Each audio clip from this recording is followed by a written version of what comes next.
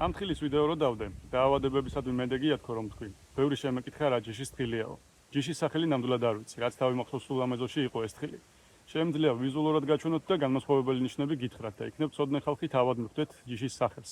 ვიზუალურად აი ესე გამოიყურება. საშუალო ზომის ნაყოფია. მაგრამ საკმაოდ სქელნაჭუჭიანი. კბილით გატეხვა შეიძლება, მაგრამ კბილსაც გააჩნია. საკმაოდ არისკოა. ასევე საგვიანოა, როცა სხვა თხილები მოილევა, ეს მხოლოდ მაშინ შემოდის. და მწვანე ბუდე, რომელშიც თვითონ თხილის ის თუ მიაჭკნება, საკმაოდ რთულად ამოდის მერე გული იქიდან. ეს შეიძლება ნაკლი იყოს, მაგრამ იმ თავარ ღირსებასთან, რომ თხილი შეუწამლავად გაძლევს ჯანმრთელ ნაყოფს და შემოდგომით 10-დან 10 საღია, მე ვფიქრობ, რომ ძალიან დიდი პლუსი არის. მე სხვა თხილი არ ვიცი, მაგრამ ჩემს ეზოში ბევრი სახეობა იყო და ბევრიც გავჩეხე, იმიტომ რომ მოსავალს ვერ ვიღებდი და ეს ერთადერთია, რომელიც საღნაყოფს მაძლევს.